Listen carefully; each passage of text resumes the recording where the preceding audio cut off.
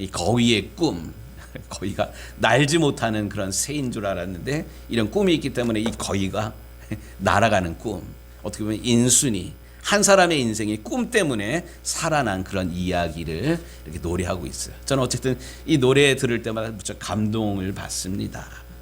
그런데 제가 오늘 꿈 얘기를 왜 하냐면, 우리에게 꿈이 사라지지 않고 있다면 우리는 상황을, 환경을, 어려움들을 이겨나갈 수가 있어요. 성경 인물 가운데 그런 사람 있잖아요. 잘하는 사람 누구예요? 요셉이잖아요. 어릴 때 꾼 꿈, 해와 달과 11별들이 나에게 절하는 그런 꿈을 꿨어요. 이 꿈만 꾼 게 아니라 자기가 뵌 볕단을 향해서 11볕단들이 절하는 그런 꿈을 꾸고, 내 인생이라는 것은 다른 사람들로부터 절받는 그런 인생이구나, 이런 꿈을 간직했습니다.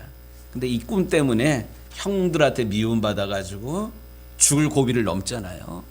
팔려나가고 또 옥살이 하면서도 또 억울한 그런 누명을 쓰고 이런 과정들을 겪잖아요. 그럼에도 불구하고 이 요셉에게는 변하지 않는 꿈이 있었기 때문에 하나님 앞에서 성실하게 하나님을 경외하는 마음으로 살아갔을 때 하나님께서 그런 요셉을 들어서 애굽 나라를 가뭄으로부터 구합니다. 애굽 나라만 구한 게 아니라 자기를 미워했던 형제들을, 가족들을, 아버지까지 구하잖아요. 이런 꿈이 있는 사람은 결코 사실 망하지를 않습니다. 요셉뿐만 아니라 우리가 지금 읽고 있는 느헤미야라는 이 사람도 꿈을 가진 꿈꾸는 자였습니다. 그 당시에 망해버린 조국 이스라엘, 모든 사람들이 다 망해버렸는데 오직 한 사람만 살아남았어. 그 사람이 느헤미야입니다. 그런데 느헤미야는 이런 성공에 취하여서 주변에서 무슨 일이 일어나는지 외면하지 않았던, 자기만 아는 그런 사람들이 아니라 망해버린 조국 소식을 듣고 슬퍼하면서 울면서 금식하면서 기도했던 기도의 사람입니다.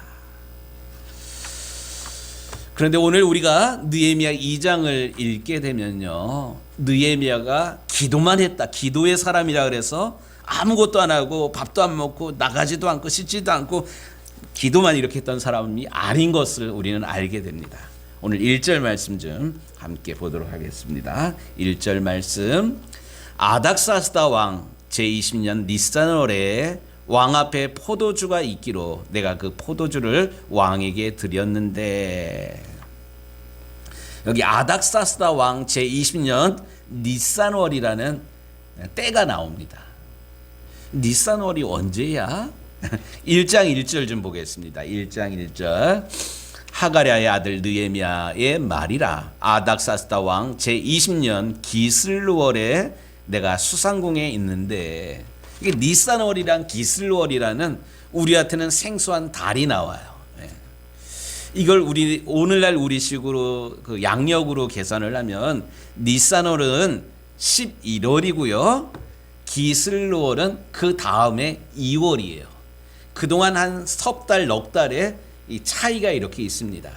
그런데 연호는 같아요. 아닥사스다 왕 20년 이런 거예요. 그러니까 우리나라도 지금 오늘이 24년 1월이잖아요. 그런데 학기가 시작되는 거는 언제 시작을 합니까? 학기는 3월에 시작을 하잖아요. 지금 우리가 1월이지만 지금은 23년 학년도야. 24학년도는 3월부터 시작이 돼요. 요 차이가 2달, 석 달 이렇게 있는 그런 거예요.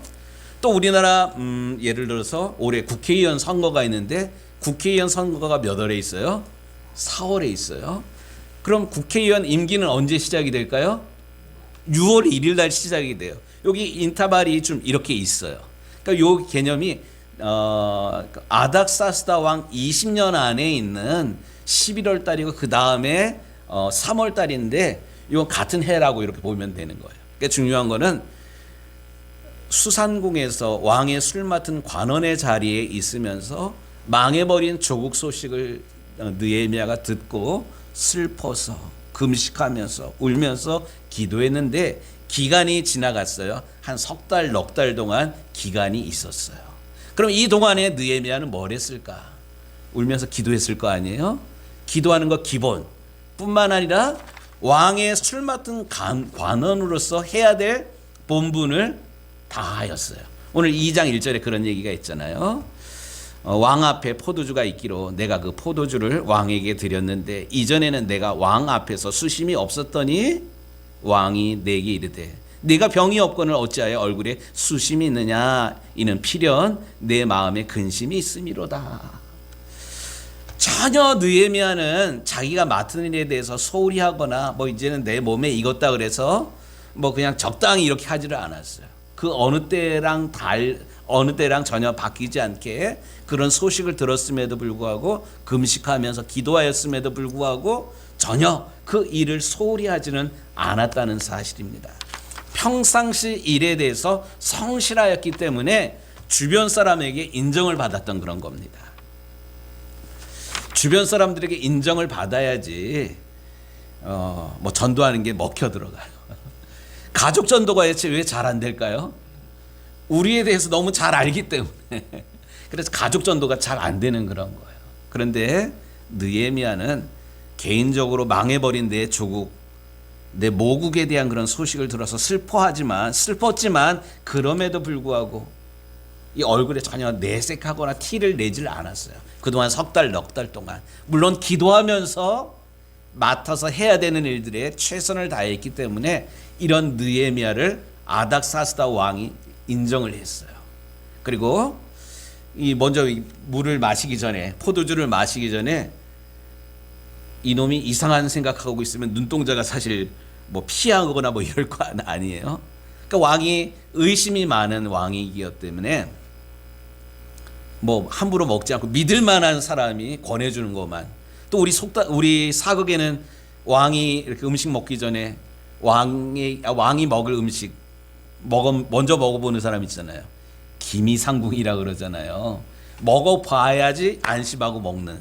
그러니까 이만큼 아닥사스다 왕이 느헤미야를 신뢰했고 평상시에는 전혀 그렇지 않았는데 오늘 얼굴에 수심이 있는데 너 어디 아픈 거야? 오히려 아닥사스다 왕이 느헤미야의 건강을 걱정해주는 지경에까지 이르게 됩니다. 여기서 저는 영적으로 중요한 그런 원리 하나를 좀 우리 성도들이랑 좀 나누고 싶습니다. 그게 뭐냐면 프로 정신이라는 것. 프로 정신이라는 것. 우리가 해야 할 일에 대해서 뭐 개인적으로 뭐 몸이 아프든 어떠하든 간에 조금도 흐트러지거나 첫 마음이 사라지지 않는 것. 이게 바로 프로 정신입니다. 한홍이라는 목사님이 쓴 글 중에 책 제목인데요. 책 제목만 알아도 교양입니다. 남자는 인생으로 시를 쓴다라는 책이 있어요. 한번 좀 따라해 보겠습니다. 남자는 인생으로 시를 쓴다. 책 제목이 너무 거창한데요. 그 책 내용 가운데 이런 얘기가 나와요. 판사는 판결문으로 인생을 쓰는 그런 거예요. 요리사는 맛으로 인생의 시를 쓰는 거예요. 건축가는 뭐로 인생의 시를 쓸까요? 든든하고 견고한 집을 짓는 것으로 인생의 시를 씁니다. 우리 축산하시는 분은 소를 건강하게 기르는 걸로 인생의 시를 쓰는 거고요. 목사는 성실하게 설교 준비하고 또 꼼꼼하게 목회하는 것을 통해서 인생의 시를 쓴다고 저는 저에게 적용해 봤습니다. 그렇다면 우리 한 사람 한 사람도 인생이라는 시를 써야 되는데 우리 양공정 원사님은 뭐로 인생의 시를 쓰고 싶으세요? 네, 답 안 해도 좋아요. 우리 한 사람 나에게 물어보는 그런 질문이에요. 우리 문양 원사님은 뭘로 인생의 시를 쓸까? 우리 아진이는 뭘로 인생의 시를 쓰고 싶은가? 오늘 말씀을 대하면서 느헤미야가 분명히 마음이 아팠어요. 조국이 망해버렸다는 그런 이야기. 망하고 끌려가고 남은 사람들이 얼마나 어려움을 당하는 것 알고 있었어요. 슬퍼요. 그럼에도 불구하고 해야 될 본분이 있었는데 그 본분을 조금도 흐트러지거나 소홀히 하지 않았기 때문에 아닥사스다 왕에게 인정받고, 오히려 왕이 느헤미야를 염려해주는 이런 모습을 통해서 정말로 멋진 그런 사람이구나, 프로구나, 이런 것처럼 우리 한 사람 한 사람도 2024년을 살아갈 때 내가 해야 될 본분, 하나님을 경외하는 믿음뿐만 아니라 맡은 일에 최선을 다함으로 전문가가 되므로 하나님께서 기뻐하시는 멋진 인생의 시를 써가시는 우리 유정교회 모든 성도들이 되기를 주의 이름으로 축복합니다. 그런데 오늘 말씀을 읽다 보면 이렇게 자기가 맡은 일에 최선을 다했을 때 하나님께서 생각지도 않았던 기회를 주십니다. 우리 2절 끝부분에 이런 말씀이 나와요. 그때 내가 크게 두려워하여 왕께 대답하되 왕은 만세수를 하옵소서. 내 조상들의 묘실이 있는 성읍이 이제까지 황폐하고 성문이 불탔사오니 내가 어찌 얼굴에 수심이 없사오리까 하니. 여기 보면 내 얼굴에 근심이 있는 것을 보고 왕이 너 어디 아픈 거냐? 왜 그래? 이렇게 염려해 주니까 느헤미야가 바짝 엎드려 가지고 왕이셔 용서해 주십시오. 제 조상들의 묘실이 있는 곳이 불탔다는 얘기를 듣고 은연중에 제가 그런 것 같은데 차라리 죽여주십시오. 뭐 이렇게 납작 엎드리는 그런 거예요. 나 아닌데요. 뭐 이거 아니거든요. 용서해 주십시오. 이렇게 겸손하게 이야기를 합니다. 이렇게 얘기를 하니까 아닥사스다 왕이 이야기합니다. 그러면 내가 무엇을 원하느냐, 내가 무엇을 해주기를 원하느냐 이렇게 물어요. 이때 우리 하나님 말씀 좀 같이 읽도록 하겠습니다. 4절 말씀 같이 읽습니다. 왕이 내게 이르시되 그러면 내가 무엇을 원하느냐 하시기로 내가 곧 하늘의 하나님께 묵도하고 왕에게 아뢰되. 전혀 생각지도 않았던 때에 기회가 온 거예요. 내 안위를 염려하던 왕이 그럼 내가 뭘 도와주면 되는 거야? 이렇게 얘기를 하는 겁니다. 이 절체절명의 이 순간, 이때 느헤미야가 대답을 어떻게 하느냐에 따라서 예루살렘을 재건할 수도 있고 별 미친놈 쓸데기 없는 얘기하네 이렇게 무시당할 수 있는 그런 순간이었어요. 그렇기 때문에 이 순간을 놓치지 않기 위해서 느헤미야는 뭘 했어요? 기도했어요. 하늘에 계신 하나님 뭐 이렇게 손 들고 기도하지 않고 묵도했다 그랬어요. 묵도가 뭐예요? 짧게 기도한 거야. 이거를 다른 성경에는 화살 기도했다 그래요. 여러분들 화살 쏠 때 어떻게 쏴요? 쏘잖아요. 짧은 순간이지만 임팩트 있게 강하게 하나님 앞에 간절하게 기도했다라는 겁니다. 하나님 앞에 기도하고는 왕에게 아뢰되 왕일 만일 좋게 여기시고 종이 왕의 목전에서 은혜를 얻어 싸우면. 느헤미야가 이 아닥사스다 왕에게 이야기하는 거 보면 참 지혜롭게 이야기를 합니다. 이 잠언을 읽어보면 잠언의 말씀에 이런 이야기가 나와요. 경우에 합당한 말은 아로새긴 은쟁반의 금사관이라, 이런 말씀이 나와요. 요즘 과일값이 무척 비싸던데 엊그저께 슈퍼에 가봤더니만 사과 요따만한 게 하나에 얼마일까요? 9,600원 하더라고요. 우린 사과는 다 먹었다. 그런데 이 부사 사과가 9,600원이에요. 사과도 뭐 작년에 날씨 때문에 그렇게 비싼 것 같은데 성경에서는 경우에 합당한 말이 금사과네요. 부사 정도가 아니라 금사과야. 근데 금사과가 그냥 던져진 것이 아니라 아로새긴 은쟁반의 금사과니라. 이게 얼마나 귀하고 귀하다는 말이에요. 뭐가? 경우에 합당한 말이. 가끔 뭐 정치인들, 정치 텔레비전에 나오는 정치인들 보면 안타까울 때가 있어요. 맞는 말인데 죄송합니다, 싸가지 없게 할 때가 있어. 그래, 맞는 말인데 감동이 안 돼. 우리 인생에도 그런 사람들이 있어요. 뭐 하는 일이 옳은 것 같은데 다른 사람들한테 시기심을 일으키고 또 인정받지 못하고 뭐 이런 경우가 왕왕 있어요. 저는 하나님께서 우리 유정교회 모든 성도들에게 기름 부어 주셔서 지혜를 주셔서 상황과 환경에 맞는 지혜로운 말을 할 수 있게 되기를 주님의 이름으로 축복합니다.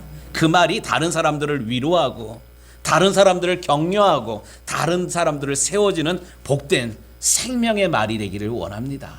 지금 느헤미야가 기도하는 사람이었는데 기도하는 사람이 역시 다르긴 달라.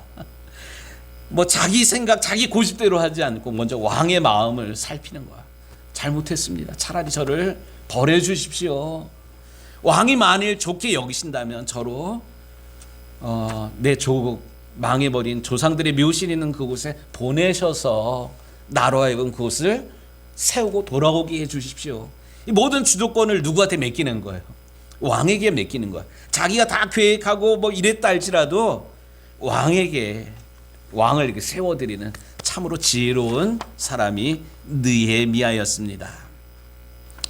뿐만 아니라 느헤미야가 이렇게 얘기를 하니까 오늘 말씀을 보니까 재미난 그런 구절이 나와요. 6절 중반절에 보니까 왕이 내게 이르시되 네가 몇 날에 다녀오리리며 어느 때에 돌아오겠느냐. 요 말에는 아닥사스다 왕이 느헤미야를 아끼고 신뢰했다는 그런 말이에요. 뿐만 아니라 느헤미야를 보내주고 싶었던 마음도 있었다라는 그런 거예요. 그러니까 느헤미야가 뭐라 그러냐면 왕이 나를 보내기를 좋게 여기시기로 내가 기한을 정하고 내가 또 왕에게 아뢰되 왕일 만일 좋게 여기시거든 강 서쪽 총독들에게 내리시는 조서를 내려주사 그들이 나를 용납하여 유다에 들어가기까지 통과하게 하시고, 이 느헤미야는 모든 것들을 이제 왕의 의도를 파악한 다음에 이제부터는 이야기의 주도권이 왕에게 있는 게 아니라 느헤미야에게 있는 거예요. 기한을 누가 정했다고요? 느헤미야가 정한 거야. 또 이때 필요한 것이 있는데 빨리 갔다 오려면 왕께서 이렇게 도와주셔야만 됩니다.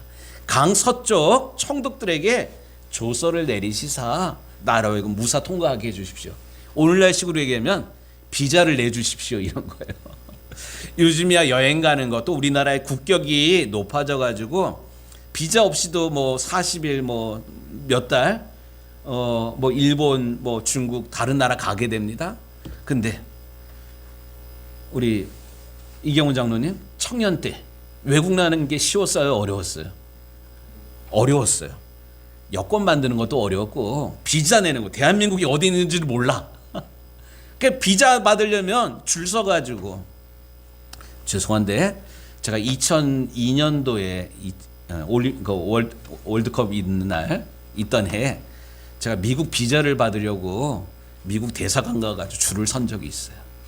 근데 그 대사관 가가지고 줄 선다고 되는 게 아니라 그 미국 비자 받으려면 재정 보증이 있어야 돼. 통장 잔고가 뭐 몇 천만 원이 있어야 돼. 그거 다 해가지고 와가지고 줄 서가지고 이 영사가 도장 찍어주 안 찍어주면 하나 막 조마조마해가지고 줄 섰던 그런 기억이 있거든요. 그런데 지금 우리나라 국격이 올라가니까 모두 프리패스야. 참 좋은 시절입니다. 근데 느헤미야가 지금 왕에게 이야기하는 게 내가 어서 빨리 갔다 오려면 왕이 이렇게 도와주셔야만 됩니다. 강 서쪽 총독들에게 명하여서 조서를 내리셔서 저로 빨리 다녀오게 해주십시오. 야, 느헤미야가 망해버린 조국을 어떻게 하든지 돕고 싶은 그런 마음에 기도만 했던 것이 아니라 필요한 것들이 무엇인지를 구체적으로 준비했어요. 심지어 뭐까지 준비했냐면 저는 8절을 읽으면서 깜짝 놀랐어요. 8절 말씀 좀 다시 읽겠습니다. 또 왕의 삼림감독 아삽에게 조서를 내리사 그가 성전에 속한 영문의 문과 성곽과 내가 들어갈 집을 위하여 들보로 쓸 제목을 내게 주게 하옵소서. 야, 요즘은 뭐 건축을 하면 콘크리트가 있어야 되고 뭐 철근이 있어야 되고 뭐 이러잖아요. 근데 지금부터 3,000년 전에는 뭐 콘크리트 뭐 이런 게 아니라 건물을 지으려면 뭐가 필요해요? 제목, 목재가 필요해요. 그런데 수산궁으로부터 목재를 싣고 그 먼 거리를 한 달씩 가는 그 거리를 나무를 싣고 간다는 게 바보짓이에요.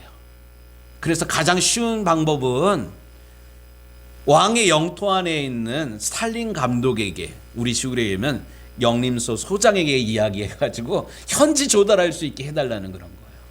그런데 이 수산궁에서 그 예루살렘 부근 유다 땅에 있는 살림 감독의 이름이 아삽이었던 거를 느헤미야가 어떻게 알았을까?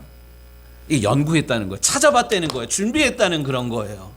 우리는 하다못해 이 면사무소에 무슨 일이 있어서 어렵게 어쨌든 이 문제를 해결해야 되는데 주무관이 누군지도 잘 몰라. 가가지고 물어가지고 억지로 이렇게 억지로 사람 찾아가지고 일 해결하고 그러는데 느헤미야는 수산궁에서 하나님께서 그 일을 허락하실 때 내게 필요한 것들이 뭔지, 필요한 제목이 무엇이고 그것을 위해서 왕이 도와줘야 될 것이 무엇이고, 심지어 왕의 살림을 맡은 감독관의 이름이 아삽인 것도 알아가지고 이것을 직접 왕에게 이렇게 도와주십시오 이렇게 이야기를 합니다. 그러니까 아닥사스다 왕이 이야기를 하는 걸 보니까 무척 구체적이거든요. 그래, 그럼 내가 도와줄게. 비자 내주면 되는 거지? 그리고 아삽에게 이야기해주면 되는 거지? 뿐만 아니라 보너스까지 줍니다. 9절 말씀.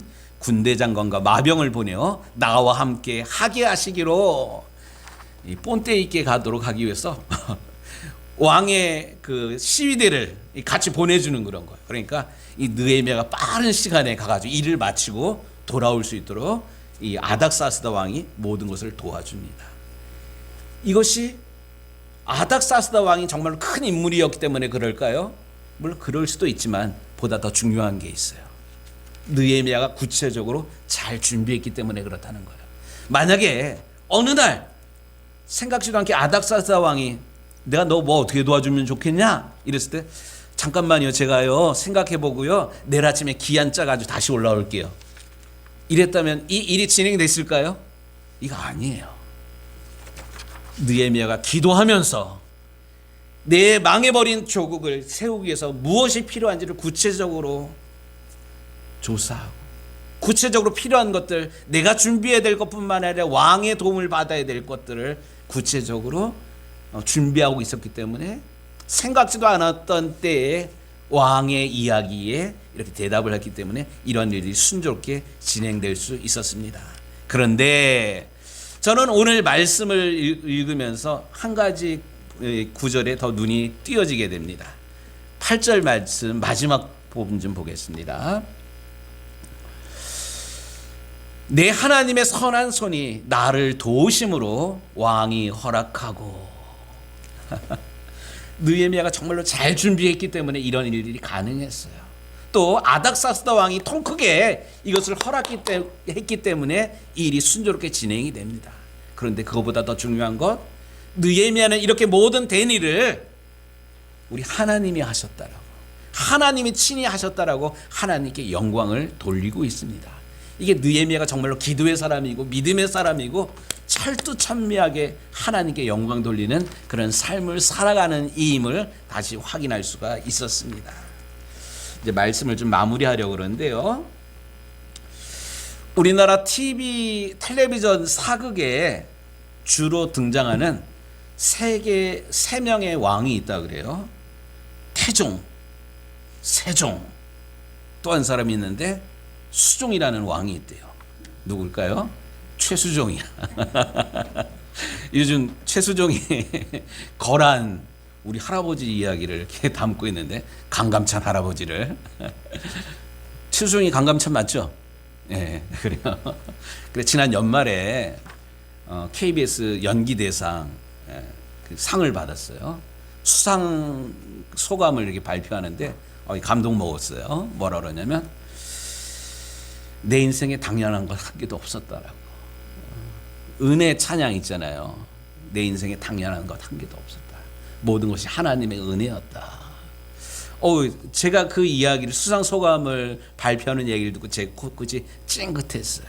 오늘 느헤미야가 그랬잖아요. 이런 모든 일들 느헤미야가 잘 준비했음에도 불구하고, 통 크게 아닥사스다 왕이 도와줬음에도 불구하고 모든 것이 하나님의 은혜다 이렇게 고백을 하고 있습니다. 이 최수종 씨가 연기 생활을 꽤 오래 한 그런 사람입니다. 그런데 많은 연기자들이 오랜 시간 지나면 잊혀지기도 하고요. 또 사람들 입에 오르락 내리락 해요. 나쁜 구설수에 오르내리는데 최수종 씨는 전혀 그렇지를 않아요.